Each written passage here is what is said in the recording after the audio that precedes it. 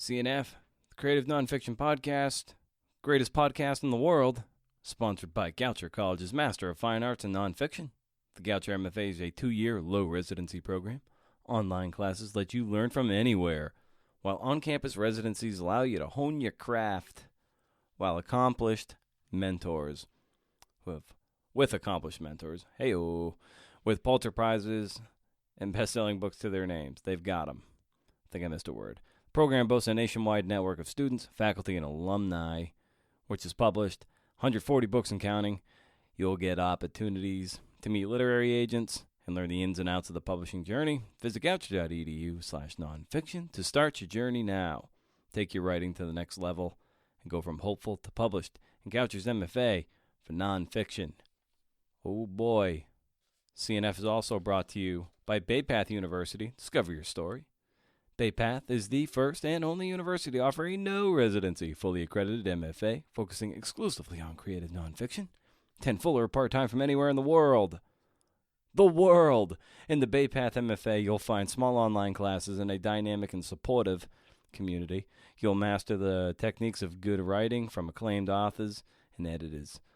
Learn about publishing and teaching through professional internships and complete a master's thesis that will form the foundation of your memoir or a collection of personal essays. Special elective courses include contemporary women's stories, travel and food writing, family histories, spiritual writing, and an optional week-long summer residency in Ireland with guest writers including Andre DeBeese III, Anne Hood, Mia Gallagher, and others. Start dates in late August and January. Find out more at baypath.edu/MFA/MFA. Hey, CNFers, you know the rules. I say this time and time again, you must be tall to ride this riff.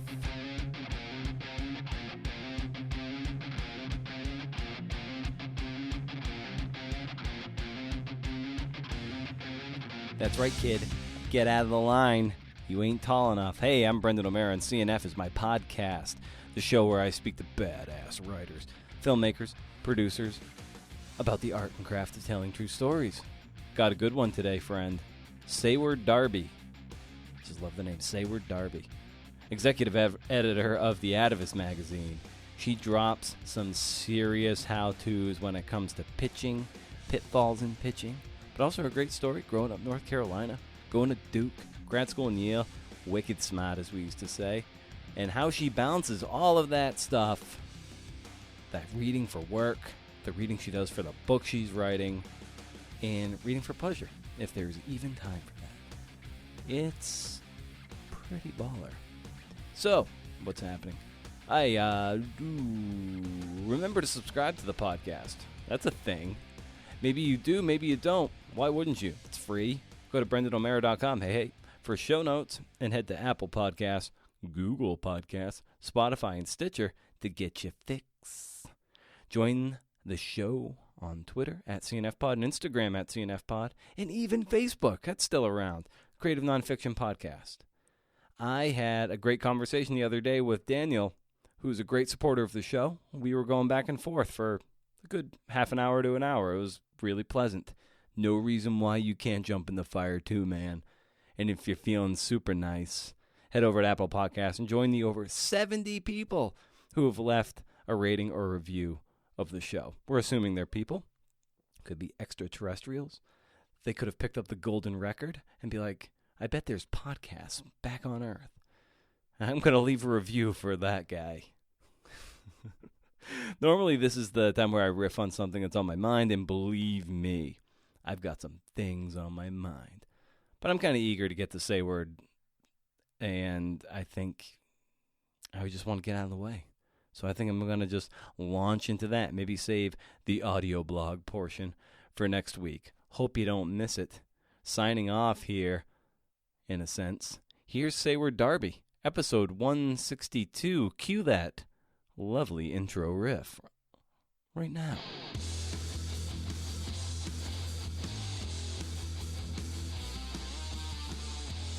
Like you're from North Carolina. Did you always know? Yeah.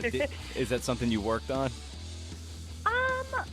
It's interesting. I don't know that I worked on it exactly. So I think I do have a little bit of an accent that like comes out when I'm talking to other people from the South. You know, I just kind of like slide into it. But more than that, both of my parents, because my dad was a theater professor, my mom was a theater actress, they were people who, you know, spoke, like their voices were something that, you know, they professionally, they did not have accents, I guess is what I'm saying. Like they were from Georgia and South Carolina. They didn't have accents because presumably, you know, professionally it didn't work for them. And so like I grew up around so many accents, and all of my wider family has accents, but neither of my parents really do. And so I think that as a result, like I just kind of aped them. And they're the same as me. Like they'll slide, like if they're talking to my grandmother or something, like they'll slide into having more of an accent. For instance, like if you were talking to my mom on the phone right now, you would just be like, oh yeah, they sound pretty much exactly the same. This woman could be from anywhere. Yeah, that's similarly, that's when I go back to Massachusetts or something, like my Boston accent will just start kicking in. And it's just like, I did like consciously try to iron it out a little bit in college. But at the same time, it's kind of like, I almost wish I didn't, because as you kind of get older, you're like, especially in being in writing in the arts, like voice is everything. So it's like, exactly. It's almost like, I kind of wish I kept it, even though it kind of sounds moronic. I'm like, that's kind of singular, and that's kind of what I sound like, and you want to embrace that more. Right. But there was a time when I was like, I gotta squash this thing. Yeah. No, I have a friend who's an actor. He's also from North Carolina, and he has a very thick Southern accent.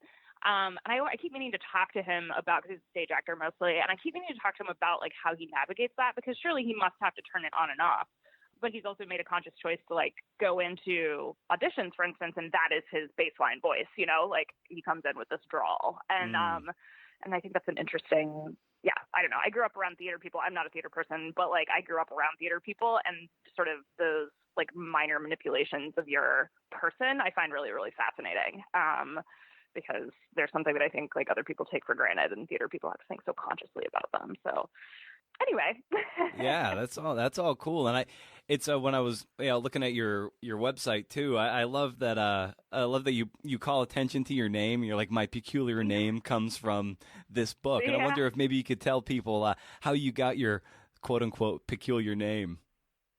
Yeah, so the name comes from a book called The Awakening Land by Conrad Richter, and I actually have it. I'm sitting right next to it. It's on my bookshelf. And it's actually a series of 3 books called, let's see, these are the trees, the town, and I forget what the third one's called, but it's about a pioneer family called the Lucketts, who I forget exactly what the time period is, but they move into the Ohio River Valley, and the mother dies. I'm not giving anything away because that happens pretty much immediately. And Seyward is one of the daughters, and she has to kind of become the matriarch and take care of her father and her siblings. And she's just this like strong pioneer figure. And so my parents took the name from that, and there are not a lot of Seywards in the world. No. Yeah. So people often think it's a man's name, which makes for good times on the internet when people think I'm a dude. But yeah, it's a name. When I was a kid, I was always like, why can't I have an easier name? But now I like it. Particularly, I think, in the world we live in now, like I don't mind that people don't immediately know my gender. Like if they're sending me an email or whatever. I don't know. It's kind of an interesting little experiment to see, do they talk to me differently, treat me differently based on whether or not they think I'm a man or a woman. So yeah, no, it's a highly literary name. And it was also made into a miniseries. I always feel like I should tell people this. It was made into a miniseries in 1979, like one of those, showed once a week on like CBS, like epics. And it starred Elizabeth Montgomery as Seyward Luckett. Hal Holbrook plays her husband. Jane Seymour is in it. It's just like this, perfect like 70s TV. I don't know. I don't even have the right word. It's like epic and rich, and also like kind of over the top, and totally worth watching. I also, in watching that, discovered that my name was spelled incorrectly. In the book, it's Sayward, and my parents decided to go with Sey. because I guess Seyward the right way wasn't weird enough. So Yeah, anyway, it wasn't. answer. Oh no, it was perfect. And the only way I knew how to ultimately pronounce your name was by reading that. I was like, oh, Seyward, because I wasn't sure if it was Seaward or Seyward, but it was. Yep. But yeah, Seyward it is. So you already alluded to, your father was, theater professor, your mother, actor, actress. So what kind of people were they that they would, name their daughter Seyward and kind of pass on maybe some of that artistic sensibility onto you? Yeah, I think that my parents were, I don't know, they, grew up in the South, and the South is a conservative place, and they were always rebels in their own way. My dad didn't want to go to college, for instance, and his dad was like, no, you have to go to college. And my dad went to college and discovered, what would become his passion, which was set design and construction. My mom was a tomboy who ultimately decided to become an actress, and they both, moved away from the small towns where they were from, or I guess my dad's from Jacksonville, Florida, which is a big city, but, they were just people who took individuality really seriously. And so, when I came along, and I'm an only child, when I came along, they were determined to give me an unusual name. And so some of the other options were India, which I'm not sure I could have pulled off.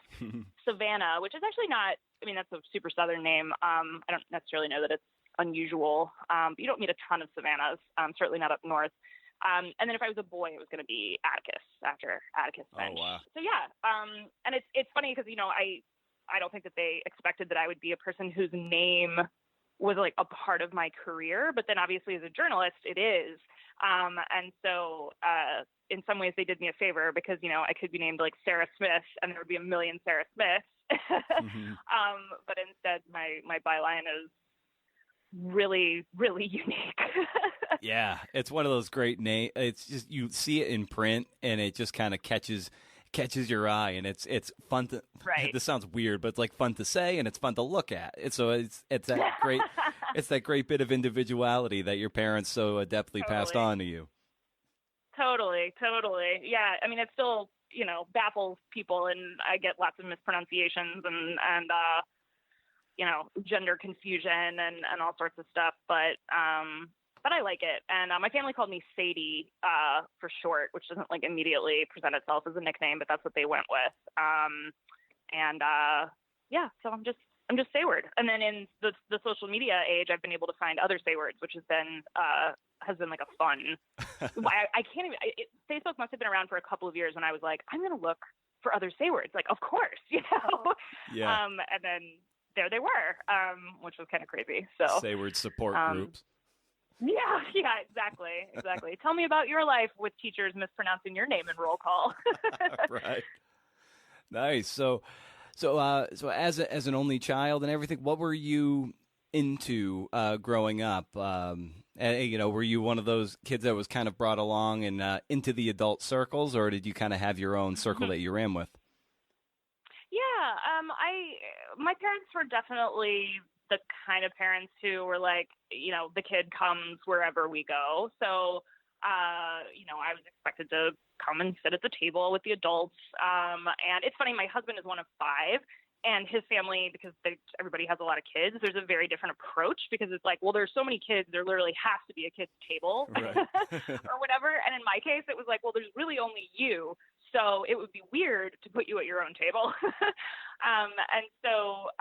Yeah, I was definitely brought into adult circles. They definitely went on like some vacations and stuff without me, but by the time I was about 7 or 8, they started, taking me with them places and whatnot. And so I was definitely, I was always really good at talking to my friends' parents. Let me put it that way. Like, I was the kid who came over for a slumber party and would like have a conversation with the parents first in the kitchen for a while. Like, that was my MO. And I think it's just because I, grew up exclusively around adults at home.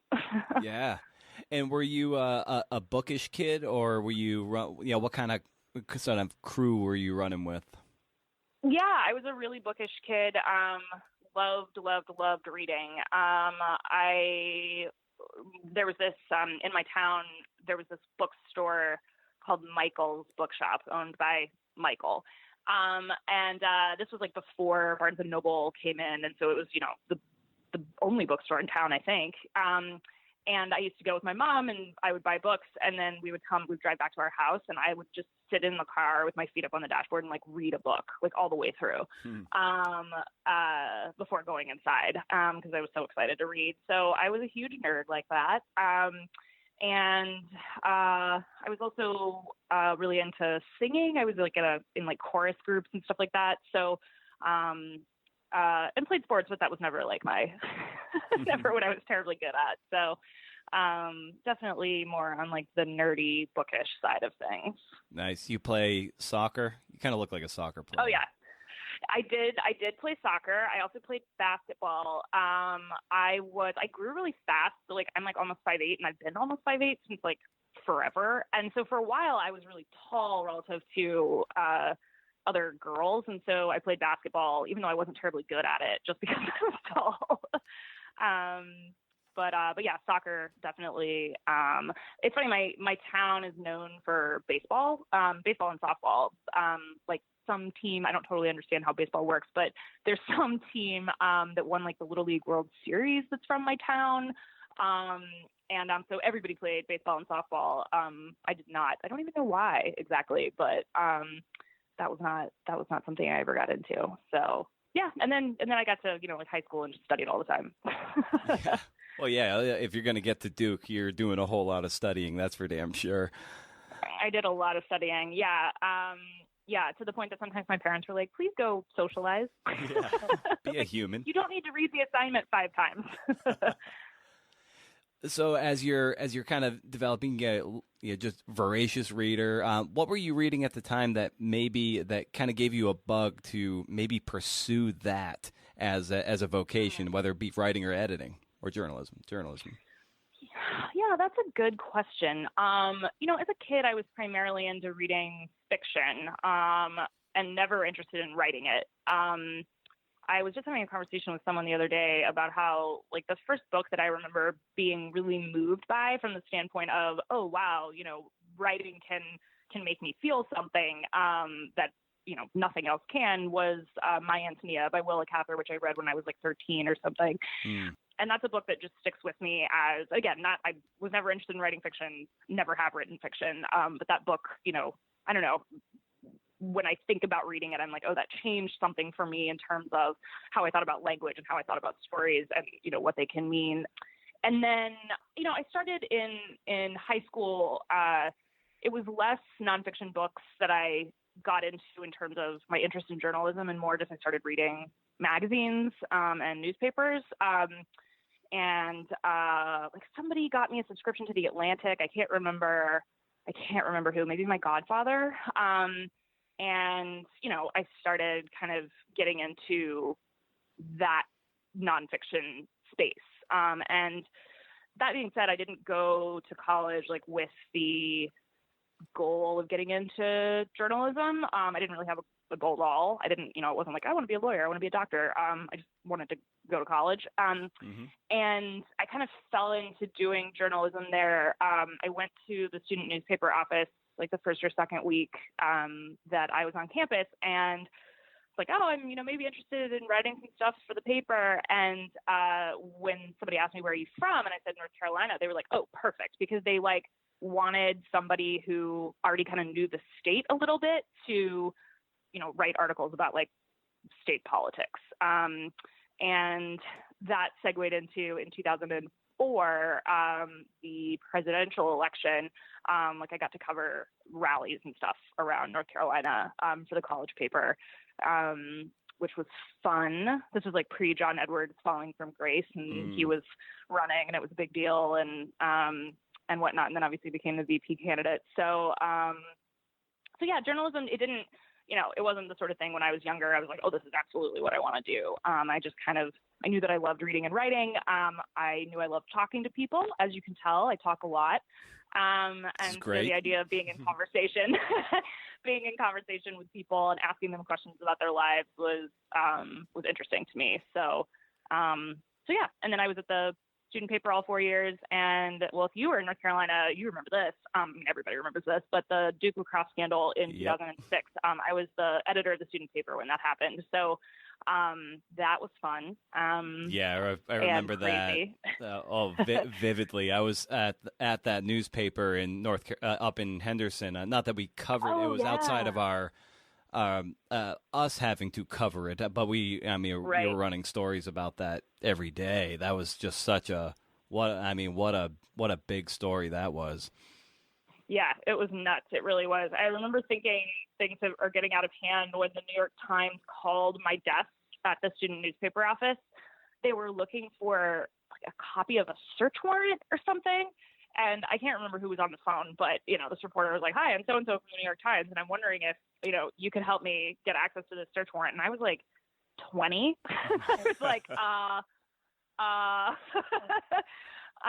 it was just then I remember Nicholas Kristof emailed me and was like, "Hi, you might not know who I am. I'm Nicholas Kristof. I write a column for the Times. I'm thinking about writing about the Duke lacrosse case." And it was just like, this is surreal. Like, what is happening? Yeah. But it was also a good introduction to, how to be a journalist in a very professionalized sense. So, obviously a horrible situation. And I joke about it only insofar as there is a surreal quality to it looking back. But, from a journalistic standpoint, everybody who worked at the student newspaper office really had to, go from covering, I don't know, debates over food in the cafeteria or whatever to, really having to play the game vis-a-vis every major news network, every newspaper. Not that we necessarily thought we were going to, get the story before they did, but, we had to take the story just as seriously, and, kind of become mini professionals overnight, which was nuts. How did you not get overwhelmed by that entire situation? Good question. That comes with the assumption that I didn't get overwhelmed. I'm sure. Or how did you process it? Yeah, yeah. Yeah, I'm sure if you talk to my college boyfriend, for instance, he would be like, "Oh yeah, she was totally overwhelmed." But I think it was kind of a crisis mode type situation, where you just look around and realize, like, this is what it is. We can't control the situation, and we just kind of have to go until it stops. And so I didn't sleep very much. I remember I was only the editor, like the editorship at the student newspaper only lasted a year. And I only had at that point about 2-3 months maybe left in my time. And so there was a ton of legal stuff, obviously, that happened after the initial news. Other editors were in charge then. But during those first couple of weeks of, all of this crazy news and protests and, falsehoods getting thrown around and people refuting the falsehoods. It was just, it was a storm basically. And I kind of set myself up as like a barrier between the student reporters and the wider world. So like I spoke on behalf of the newspaper and on behalf of the reporters and the work that they were doing. And, kind of just turned a lot of my focus outward so that they could, again, do that like professionalized work that they suddenly had to do. So yeah, I just didn't sleep very much. That's what I remember the most, is just being like, oh, well, got an hour of sleep. Like, yeah, CNN is reporting this. Let's get on it. Which is kind of nuts. Looking back, I do remember sleeping a lot when the school year ended. There was like a stretch where like for 3 days I was basically just like just taking naps constantly. So yeah. I feel like your upbringing and being like comfortable, like being speaking with adults, essentially like professionals in life, really set you up well to mitigate the stress and the overwhelm of this flood of national attention coming on to Durham for this, and you being that sort of intermediary between you, your reporters, and the situation at large. I feel like that kind of came to a head for you right then. Oh, interesting. interesting. I'd never thought about it that way, but I'm sure, if my parents ever listen to this, they will be pleased as punch, as they say, to hear that, because I do think, I went on national TV a lot to talk about the case, had to sound as adult as I possibly could. And I'm sure that, my parents always stressing the need to be able to converse with adults and, speak confidently and be informed and things like that. I'm sure that it came into play. My mom has like a reel of some kind. Like, I think she just kept a VHS tape like in the TV. And so if I came on, she would like hit record. And so she has this VHS reel somewhere of the various times that I was on TV. I've never watched it, nor do I care to. But yeah, I don't know. She has it for her own proud mom purposes, I guess. Right. So what happens next for you after your time in Durham and your time at the student paper? Where do you go from there? Mm-hmm.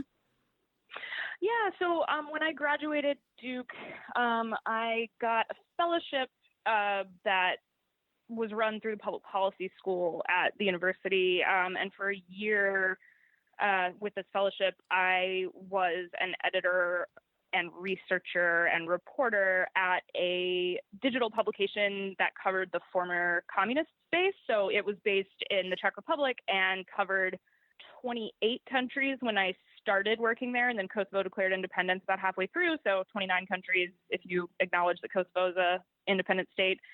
So I moved to the Czech Republic, and I bounced around covering things in Poland and Hungary and Bosnia, Croatia, Kyrgyzstan, kind of all over the place. And it was a great experience. It was a small newsroom. It was a nonprofit newsroom. And in addition to publishing stories, they did training exercises around the space. So, places where, freedom of the press was still a relatively new concept, offering training for digital storytelling and things like that. So it was a great experience.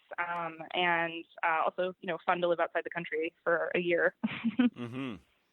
Yeah. So after that, where do you go from there? Do you start working your way up to New York?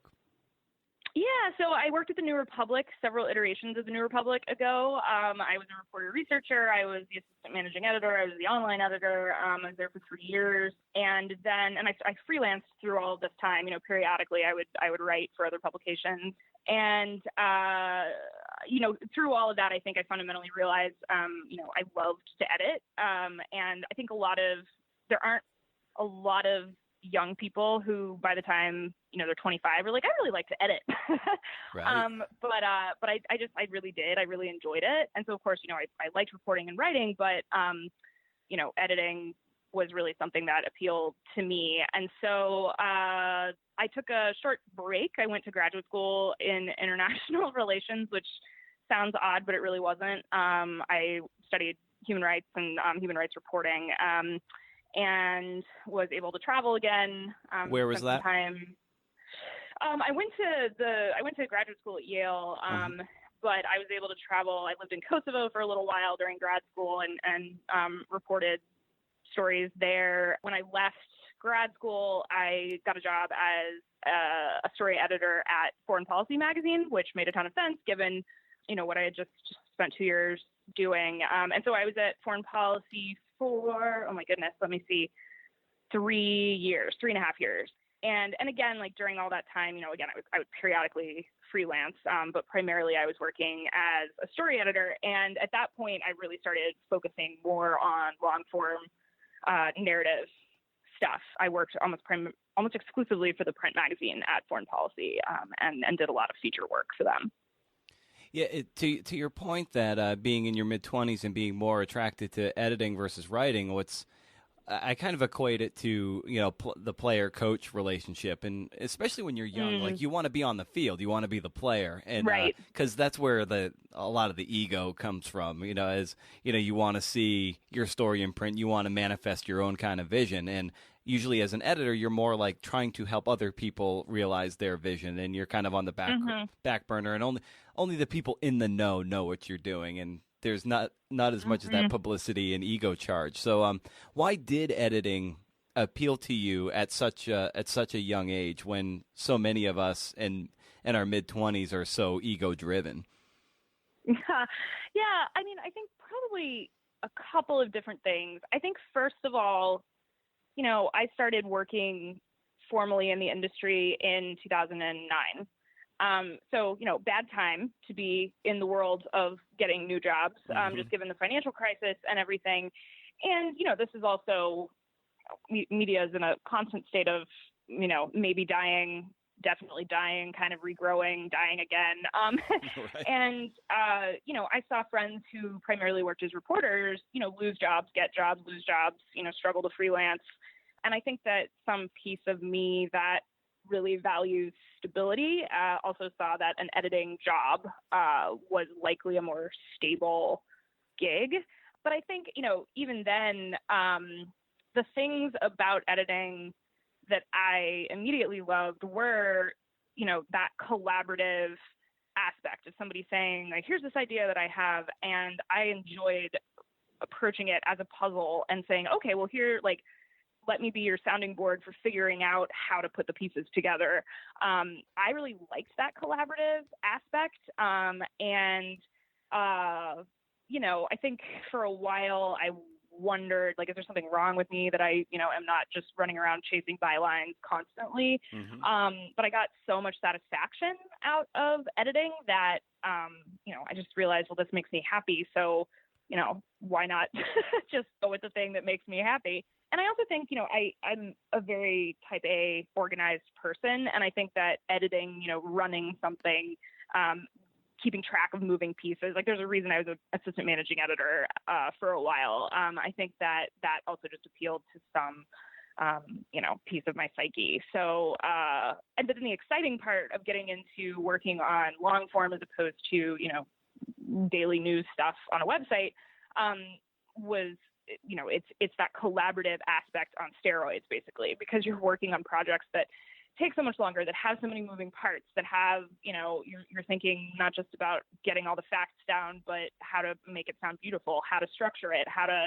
all these different things. And so I think I gravitated towards that because it then, brought in a creative element to editing that doesn't exist when you're just, trying to populate a website every day. And so that became my home, basically, professionally speaking. Yeah. And did you have can you point to a particular mentor or something that really kind of unlocked that kind of world for you, that this is kind of a way to still be creatively fulfilled, but yeah, to be more in the dugout versus on the field, to borrow a baseball term. I'm sorry. Yeah, no, that's totally fine. I think, I had done some long form editing, but the person who really made me feel like, I could make a career out of it was, it's interesting, he was my boss at both TNR and Foreign Policy, Peter Skoblik. He was the executive editor at the New Republic. And then he left. He worked for John Kerry for a while, and then came back into media and was the print magazine editor at Foreign Policy when I was there. And he kind of asked me to be his, like, I don't know, long form story editor with him at the print magazine. And so, he was doing a lot of the heavy lifting, but wanted another person to kind of be like a number two and on these features. And I learned so much from that process. And I so enjoyed, cracking the code of a really long story. Somebody sends you something and there's so much material and it jumps across time. And because it was Foreign Policy, it jumped across countries. And working with someone to figure out how to crack that code was really, really fun. And so Peter was like hugely influential in making me feel confident that not only was it something that I could be happy doing, but also something that I could do, which was a lot of fun. And then when I got to the Atavist, I came on board as the executive editor, and Evan Ratliff, who you've spoken to, was the editor-in-chief at the time. And Evan was similarly just so smart and great at thinking about stories and storytelling.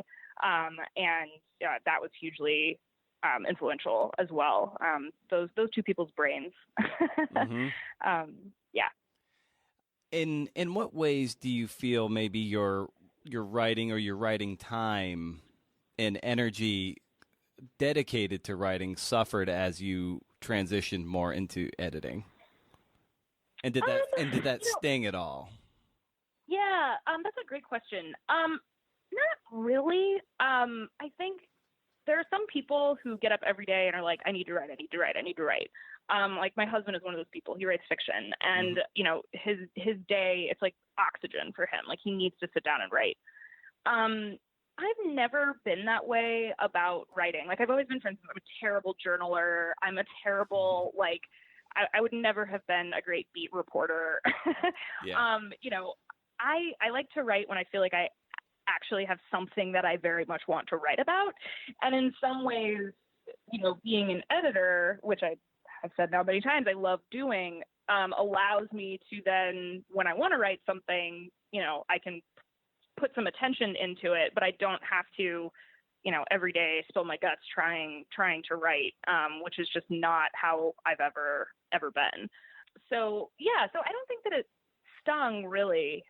Yeah. And I don't even know that there was like a suffering that happened, because I certainly think I'm a better reporter and writer for being an editor. And, I've become a better reporter and writer because of other editors. And so I kind of see these things as like being, two sides of the same coin. Yeah. And I think one of the reasons I like to write when I do write is also because it sort of like stokes the fires of empathy a little bit, where as an editor, you always see the, first final product, so to speak, when somebody turns over copy to you, and writing reminds you what it's like to stare at a blank page, and how hard it is to create that first draft that you send to an editor. So I think it's good to go back and forth a little bit. Right. Do you find that, and it doesn't sound like you would, but I wonder if you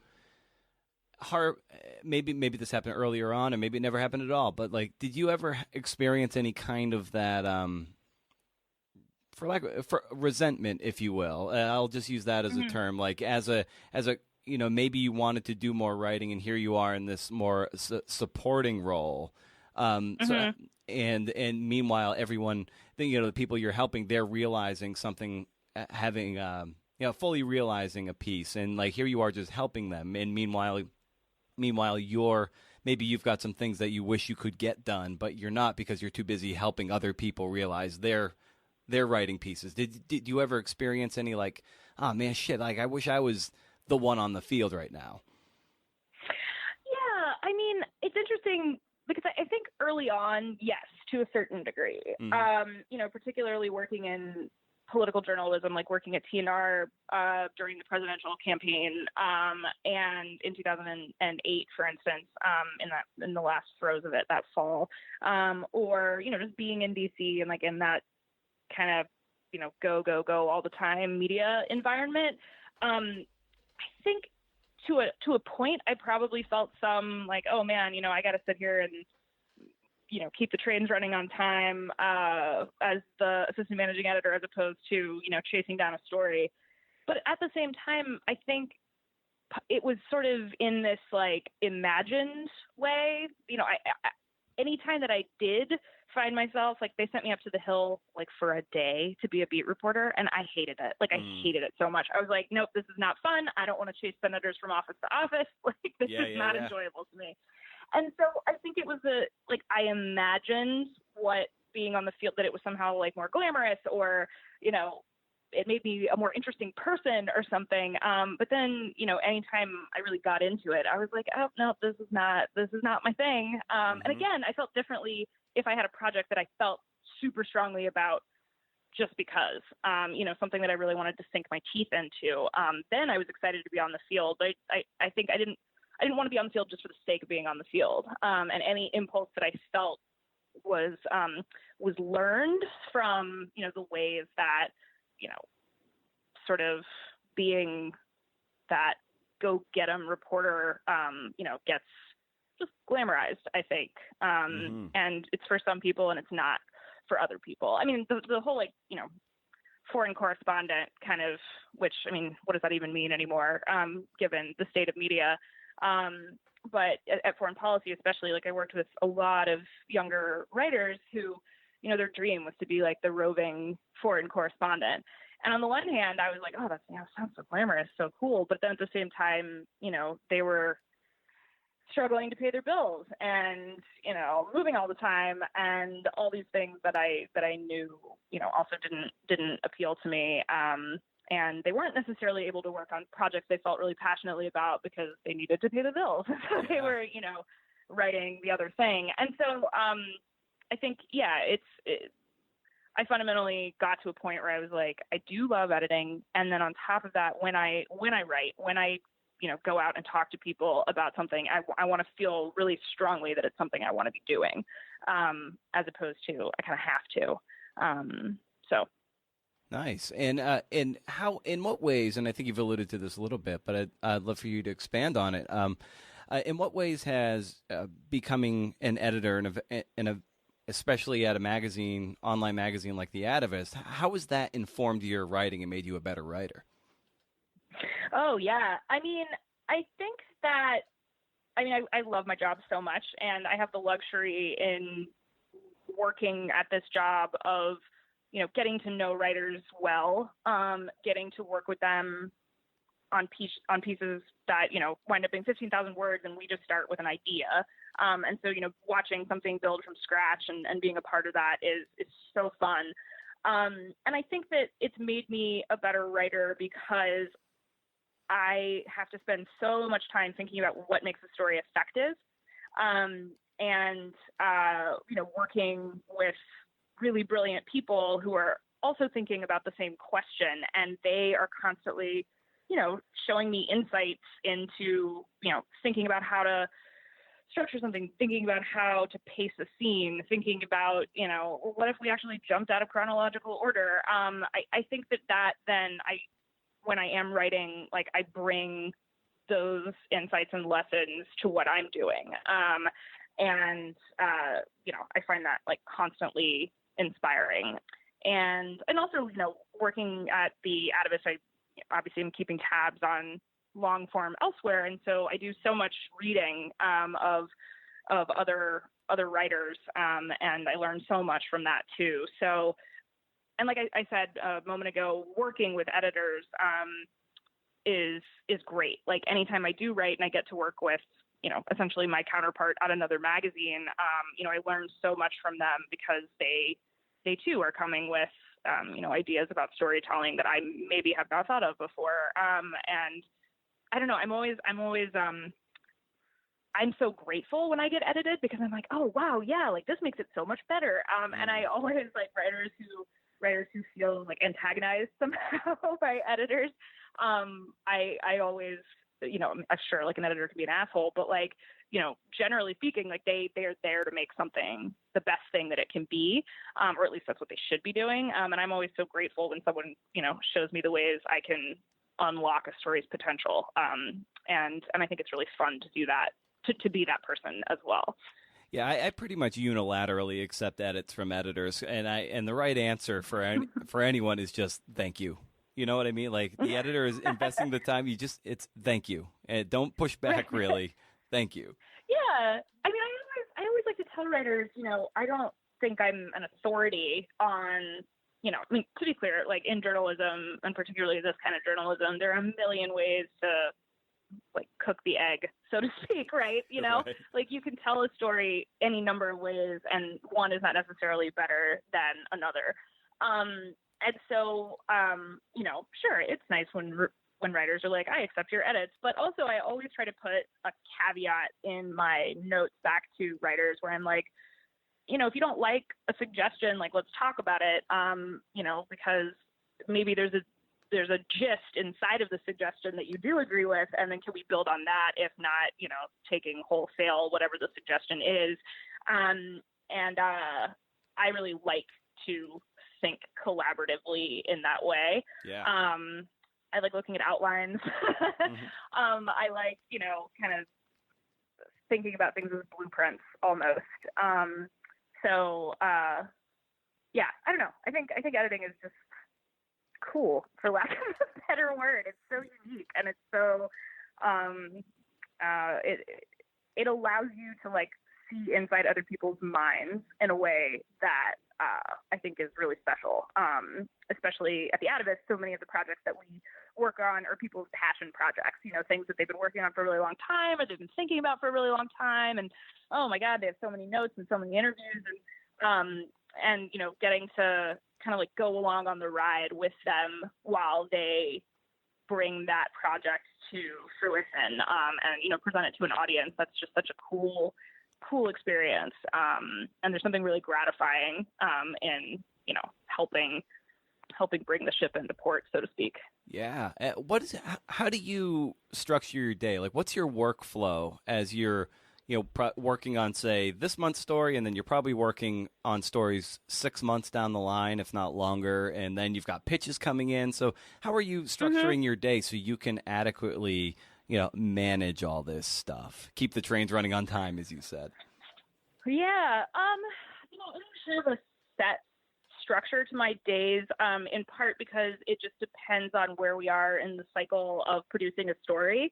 So, you know, I'll have spurts where for a couple of days I'm totally buried in working through an edit. So last week is actually a good example of this. Between like Wednesday and Friday, I had a 14,000 word edit that I needed to get it back to the writer. And so actually just before we got on this call, I was responding to pitches because I was behind Wow. from doing that. But I kind of, instead of thinking about it in a daily sense, I kind of think about everything in like a 2-week sense. And so part of that is because we have a note on our submissions page that says, you know, we ask for 2 weeks to review pitches, and you could assume after that that you can pitch it elsewhere if you want, right? And I really try to stick to that as best I can. And so what that means is that over a 2-week time period, I know that I need to respond to all the pitches that I get. And I need to, you know, triage within that. There might be pitches that are absolute yeses, then there are pitches that are absolute nos, and then there are ones in the middle where I'm going to need to go back and forth with the writers, see what they have, you know, talk to them about, you know, how an idea might shift a little bit to become more of an Atavist story as opposed to, you know, a 3,000 word feature for a different publication. And I also, within that 2-week time frame, you know, need to make sure that the next story is where it needs to be according to the production schedule. And then with regard to the stories that we've assigned that are down the line, you know, depending on where they are, it's kind of like a stove where you got burners, and, you know, one burner's turned all the way up because that's the next story, and then the other one behind it is, you know, a month down the road, 2 months down the road, so the burner's a little bit a little bit lower. And the tickets are coming in still. Exactly. And so it's, you know, it's kind of like moving everything around to make sure that it's all on the right burner. So all that is to say, like, you know, I'll get up on a given day, and after I, you know, read whatever terrible news there is in the world, as we all do, when we wake up in the morning, you know, I kind of structure my day according to where I feel like I am within that 2-week block. And every other Monday, myself and Jonah Ogles, who's our other story editor, we have a phone call and we go through all the pitches from that 2-week stretch that we feel like, you know, we should be talking about. And I, you know, always try to hit that mark. So yeah, that's, you know, as opposed to a daily schedule, I feel like I move pieces around in a fortnight. Yeah. Which might sound odd, but I also, again, I have the luxury, given the Atavist is such a small operation. I don't have an office. The Atavist was purchased by WordPress a year ago, and WordPress has no offices. And so I'm also, I work from home, or I work from a shared space. And so that also means, I don't have to be at like my desk at a certain time. I don't have to, be in meetings at a certain time. I'm able to have a more fluid schedule each day. How many pitches do you typically receive in a given week or a 2-week stretch, since you work in a fortnight? Yeah. That's a great question. I would say like 24, maybe. And, of those, a lot of them are not fits for us, just because, we have a very specific narrative nonfiction approach that we take, and we get lots of good ideas, but they're better suited for, they're more explanatory or issue focused or something like that. And so, those pretty quickly I try to respond to and say, explain why they're not a good fit. But yeah, I would say about 24, depending on, is it a holiday? Weirdly, like there are, like in the summer, people don't pitch as much. People are on vacation, things like that. So, so it kind of depends, but yeah, I'm like visualizing my pitch inbox, like in my head. And I would say I usually have about, somewhere between like 15 and 24 to deal with. And how do you treat, like you were saying earlier, how you triage some of these? Some are just like straight up no's. Then there are, ones that are like, slam dunk. And then there are those in the middle. So what characteristics do each of those share that you're able to adequately shuffle them into the right pile? Yeah. Well, I would say for the absolute no's, 99% of the time, it's not because, and I try to respond to every single pitch that I get, because I know that pitching is really hard, especially if you're a freelancer. And, not hearing back from the abyss of pitching is hard. And so, I try to respond even if I know it's a definite no. And 99% of the time, it's an issue of fit. It's not because I don't think an idea is good or worthy. It's just not for us. And so, we run very long narrative-driven stories. They need to have a plot line. They need to have rich characters. They need to have scenes, which doesn't mean that every single one has to be a whodunit. We run, stories across the gamut subject-wise, but we also get a lot of pitches where you read it and it's like, here's an interesting thing that I want to go see, or an event that I want to go to, or a person that I want to profile. And there's not necessarily a plot within that. And, anything that's newsy where it's like, this needs to come out next week. Like, we have to say no to that because we only publish once a month. And, 99.99999% of the time, like whatever that newsy thing is, it's like, there's just no way we could produce that in a week, nor would it make sense for us. So the no's most of the time really fall into a fit category. And we have a submissions page or guidelines that explain this, the kinds of stories we don't run. And then for the absolute yeses, I will say this, there's rarely an absolute yes. And I say that not because pitches, I think all pitches are imperfect or anything like that. It's more so that because our projects are so intensive and because they take so long, I never just want to be like, yes, let's do it and send a contract without having a conversation with the writer about like their expectations, my expectations, and to really get a sense of, is this going to make sense? Like, this might take a year. Mm-hmm. Like, how does that sound to you? So there are ones that are like probably going to be yeses, but I always like to, at least have a conversation on the phone or over email where, we're understanding each other in terms of, what they want to do and what we're looking for. And then ones that fall in the middle, and the vast majority of pitches, I feel like probably fall in the middle. Oftentimes the reason it falls in the middle is because the pitch kind of presents an idea. Here's a thing, a murder that happened, and there was a bad, I'm totally riffing. There was a bad investigation, and, as a result, somebody was wrongfully convicted. And like, I want to tell that story. But the pitch doesn't necessarily tell you how they're going to tell that story. It doesn't, explain what sort of access they have to sources or documents. It doesn't, explain,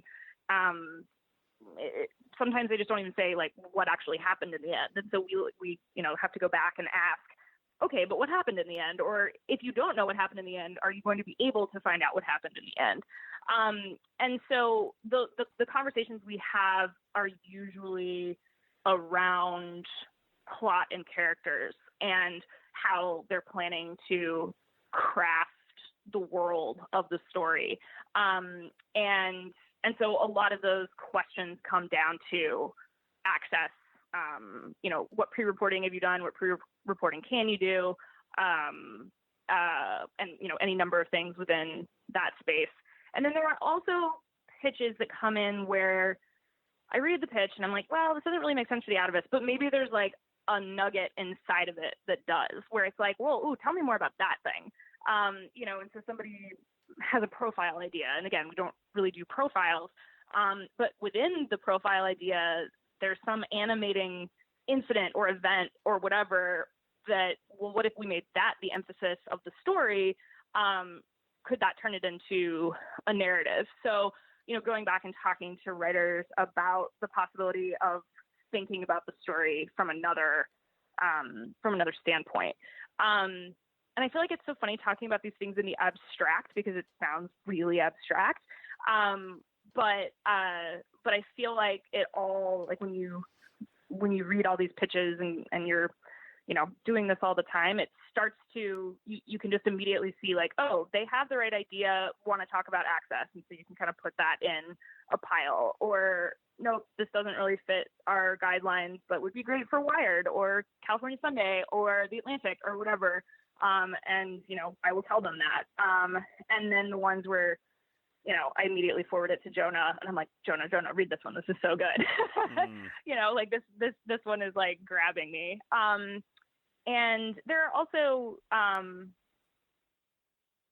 there are other considerations that we take very seriously. So, in terms of our mix, we don't want to only assign crime stories. And so, sometimes we'll get really interesting pitches, but I'm just like, there's so much thematic overlap between whatever the pitch is and something we've already assigned, or, wow, we could really use a story that focuses more on culture or science or whatever. And so there are also those considerations. And then we also take the, diversity of writers question seriously. And we, in the past, as many publications have struggled with, particularly gender-wise, we historically publish more men than women, and this is actually the first year we're on track to have at least 50% women as our writers, possibly more. And so that's another thing we take into consideration when we're looking at pitches. And again, I keep using the word luxury, but we really do have the luxury of, we only publish one story a month. There's pretty much no story that we have to publish. And as a result, we're able to be picky, and also to, work with writers, even if a pitch, even if we ultimately don't take it, we have, the time and space to talk to writers about the pitch, and really turn it over, look at it, and really assess its potential. And so that's a very long-winded answer to your question. No, this is brilliant. No, it's brilliant. Brilliant. What are some pitfalls that you tend to see in that 24 that comes in every single 2 weeks? I think that the biggest pitfall is, well, aside from just clearly not reading The Atavist, Right.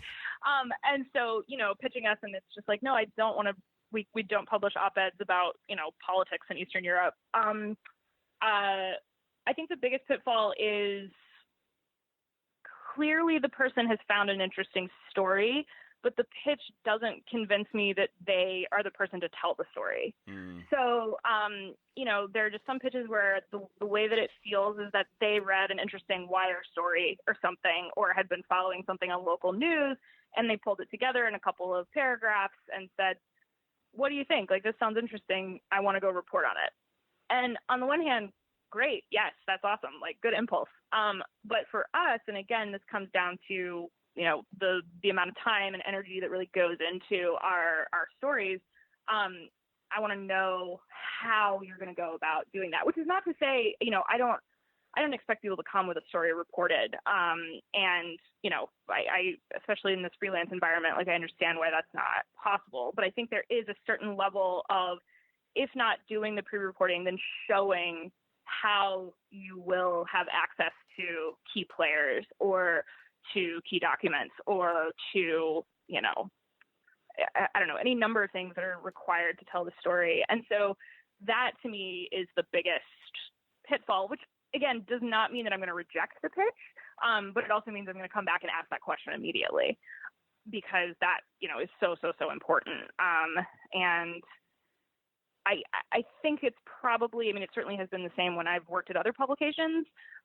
You know, this question of, okay, well, but how are you going to do it? You know, just comes up immediately, because it's a lot to ask an editor on faith to take a, you know, gamble and be like, yeah, sure, go find out what happened. You know, it's like, well, but what if nothing happened? Like, what if there's no, you know, like, what if there's really not a story there? I need to be very confident that there is a story. So yeah, I think that's probably the biggest pitfall.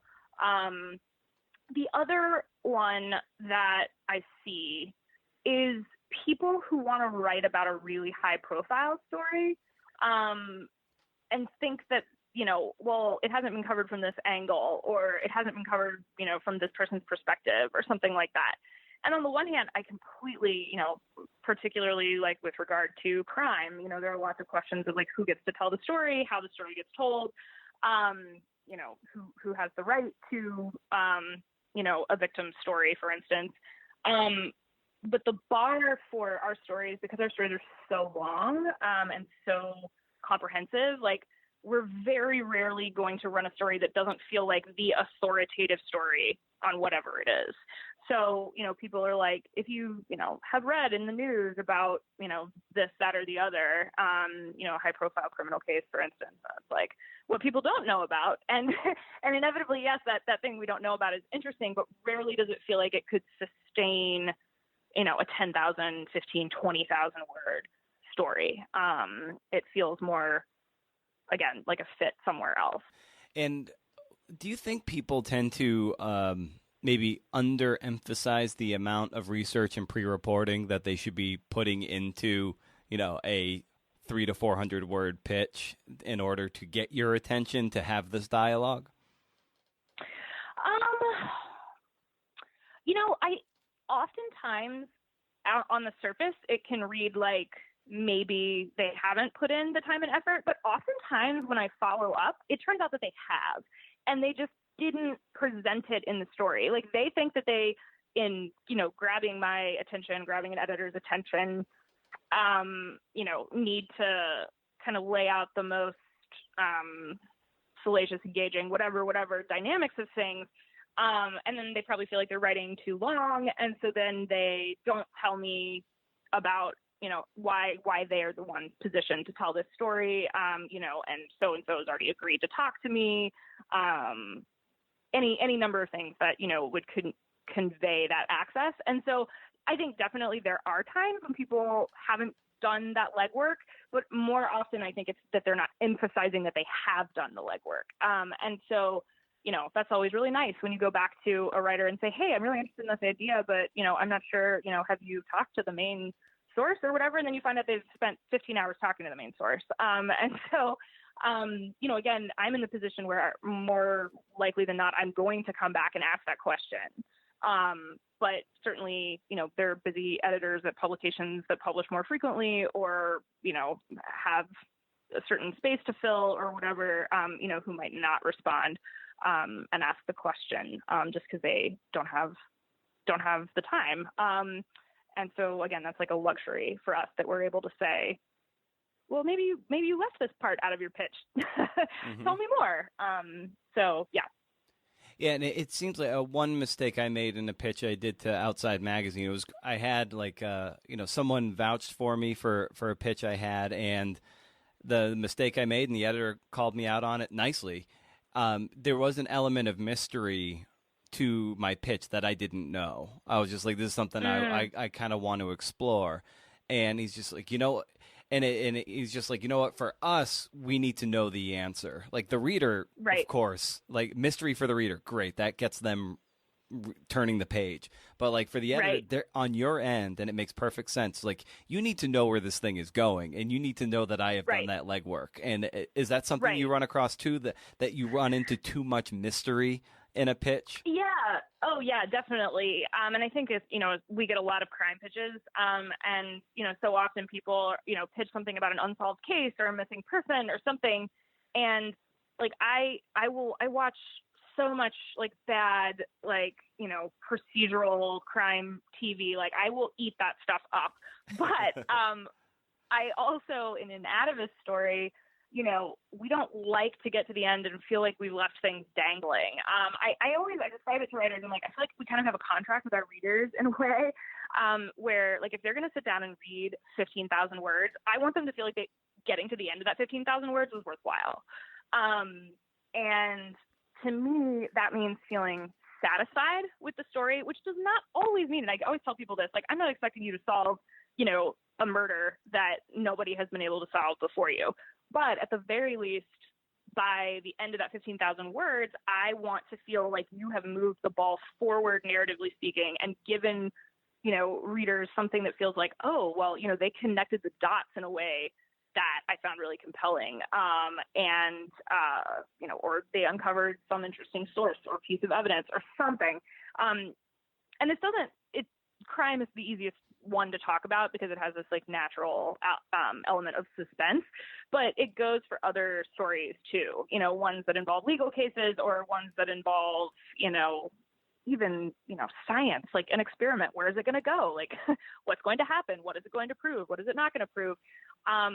And so I always, talk to writers about, ideally everything gets tied up in the end and, everything makes sense. Doesn't have to be a happy ending, but at least it's conclusive. But I think that satisfying is the word I would apply more often, because it's okay for there to be some degree of mystery that lingers, but that has to be counterbalanced with a feeling of, like, again, the ball has moved forward, as though the reader feels like they wound up in a different place than where they started. And so it's a slightly intangible thing, and, very much depends on the story. But we, pitches that end with, we may never know what happened. It's like, well, no, okay. we can't, like, but we want to know, we have to know, or at least like have a pretty good idea. And so, that's definitely something that we emphasize in deciding which stories make the most sense for us. And how do you balance the reading that you're doing for work, this real critical thinking of trying to crack the code, as you said earlier, versus the reading that you're doing for your own writing projects, and then aside from that, just like reading for maybe for pleasure? Like you only have so much bandwidth, right? So like, how do you balance all of this? Yeah, it's funny. My husband, as I mentioned, writes fiction, and like when he's done writing and reading fiction as part of his like work day, he then is always reading at least one book for pleasure. And I get to the end of my day, and again, I turn on like a British crime procedural. Like that's like, I need to use a different part of my brain. Yeah. And so, last weekend I visited my in-laws, and I read a whole book sitting on the beach, and I was like, this is such a luxury, like to be able to sit down and read like a work of fiction, just like front to back, because that doesn't happen very often. I mean, for work, I try to keep work within work hours. And so, if I'm reading pitches, if I'm reading copy, if I'm reading, other publications because I'm interested in what other publications are doing or, what writers they're working with, I really try to keep that within work hours. And which can be hard when you work at home because, your office is your home is your office. And so it can be hard to draw a line in the sand.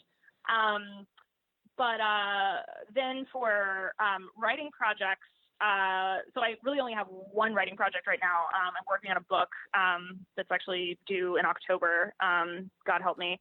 And so that I try to a couple of mornings a week get up early and work on that. And then actually next month I'm going to a writer's residency and using it as my vacation time this year, so that I can really bear down hard on it. But it also means that there have been other things that came along where it's like, oh man, I really want to write about that. That would be really cool, and I just don't have the bandwidth because I've got my job and then the book. And then in terms of reading for pleasure, I love nonfiction books, but I do admittedly have trouble making that whatever my escape is, because it feels like work. It feels like reading an Atavist story. So I try to always be reading a book of short stories or poetry or a novel, and it helps. I'm in a book club that meets every 6 to 8 weeks, which is actually perfect timing. And I'm a person who very much follows rules. And so if you tell me to read a book by a certain time, I will read the book by that time.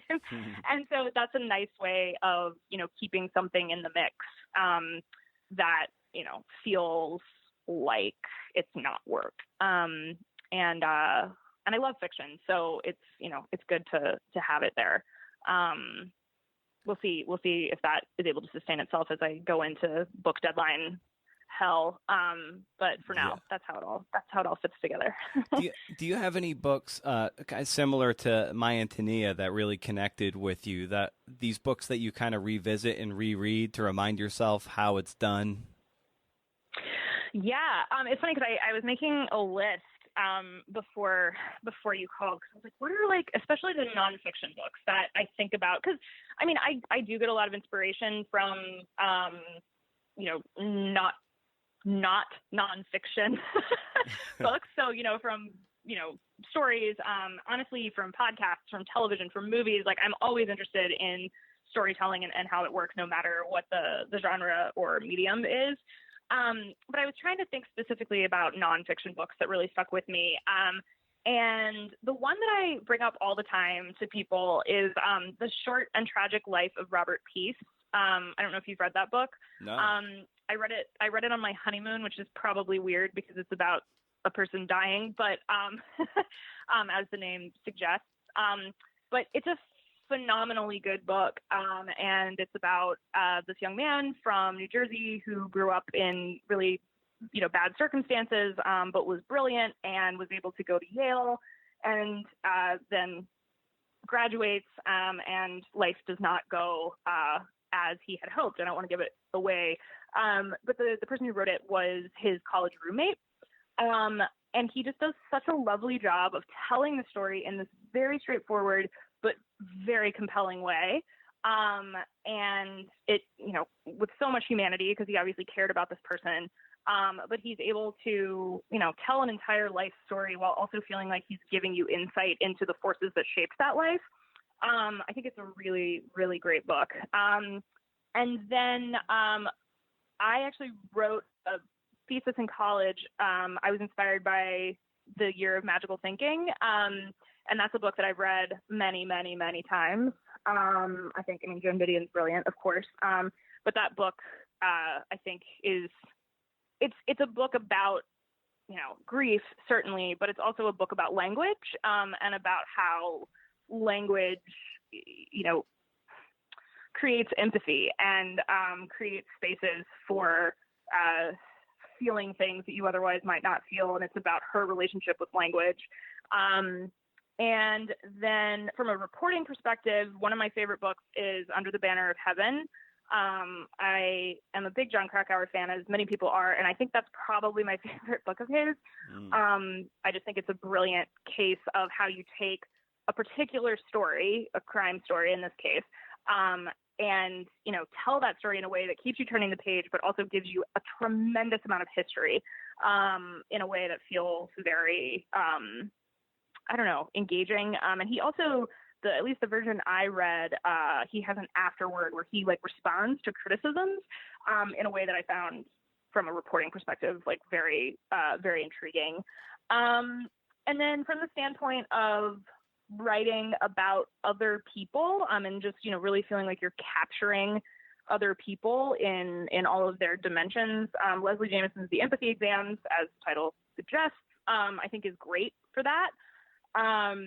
And I really love the vignette approach that she takes, and yet it all fits together in some way. And then I'm actually reading a book right now, as part of my research for my book, that I'm really enjoying from both a reporting and writing standpoint, called 100 Little Hitlers. It came out in 2003. It's by Eleanor Langer. And it's about this hate crime that was perpetrated in Portland, and about the case that came out of it. And it's also about like the rise of like the neo-Nazi punk scene in the Pacific Northwest.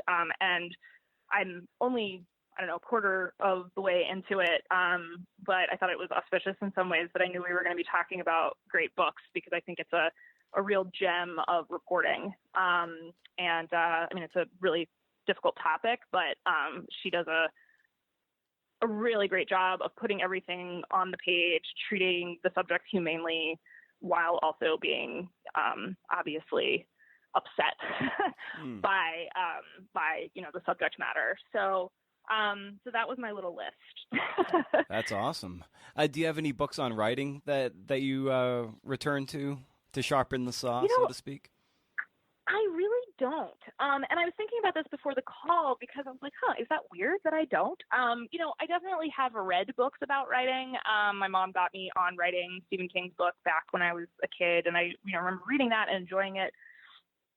I think that part of the reason I feel like I get so much more out of reading other people's writing than I do from reading about writing, if that makes sense. Like, yeah, if you know how to ask the right questions and read as a writer, there's no reason why Killers of the Flower Moon can't teach you every bit as much as Bird by Bird. Right, exactly.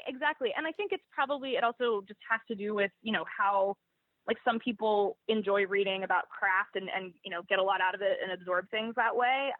And for whatever reason, like, that's just not my jam. And so I would rather read, a great book that I then find myself thinking about what made it work. How did they weave this and that together? That to me is so much more instructive. And I feel the same way about reading, long form journalism. I'm constantly, reading, and probably spending too much time reading things that don't immediately have to do with what I need to get done with my day, because, I love to read a good story. And one of the nice things about our current situation at The Atavist is, since getting purchased by WordPress, we are sister publications with Long Reads, which obviously does, their own amazing content, but also, started out as an aggregator of great writing. And I get to do editor's picks now with Long Reads. So, if you read something and you really love it, you can do an editor's pick on the website. And that's a treat, because if you read something really awesome, there's like a ready-made way to share it with a wider audience. So, I feel like I learned so much from just reading what other people have put together, even if it's not perfect. My husband likes to say that some of his favorite works of art are ones that are imperfect, flawed, maybe even failures. And he's like, but I love thinking about why. And I think I think about writing and books and journalism similarly. Something doesn't have to be pristine for it to teach me something.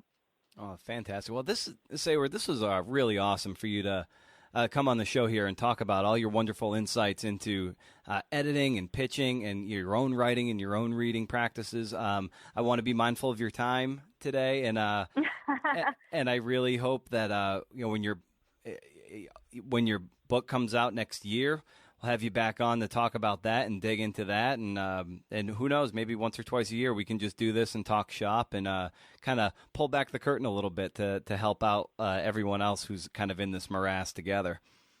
Yeah, definitely. No, thank you so much for having me. And for people who are listening, I really do love getting pitches and talking about story ideas. And so I hope that people will reach out. It's just Seyward at atavist.com.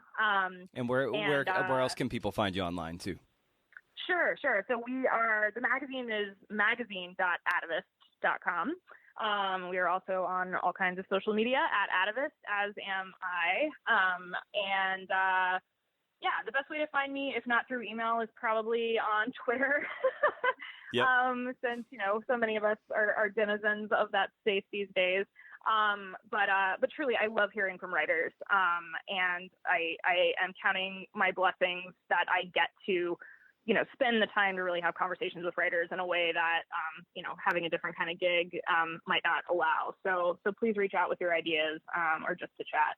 All right. Well, what a service to be able to open up your doors like that. And so, yeah, in any case, Seyward, this was a ton of fun. Thanks for carving out the time, and let's do it again soon. Okay, sounds great. Thank you so much for calling. Of course. Enjoy the rest of your day. Hey, did you dig that? I sure as hell did. I hope she becomes a regular, like a quarterly or a 6-month regular on the show. She's always going to have something good to offer. Great personality, too. It's just one of those people is good to talk to. Good talker. We like good talkers on this show. Thanks to Goucher's MFA in Nonfiction and Bay Path University's MFA in Creative Nonfiction for the support. We like support. Hey, head over to BrendanO'Mara.com, hey, for show notes and to receive my monthly newsletter, reading recommendations, podcast news, first of the month. So it being late July, if you sign up now, you're going to get the August 1st one. In the morning. Unbelievable. It's the best. The best, Jerry. Once a month, no spam, can't beat it. Be sure to keep the conversation going on Twitter, at CNFPod. Instagram, Facebook, too. Twitter's where I jam.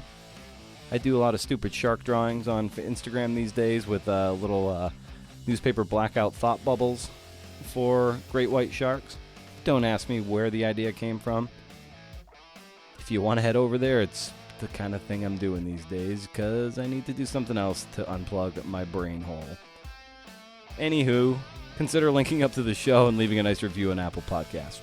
We're all in this crazy mess together. One last thing, friend, if you can do interview. See ya!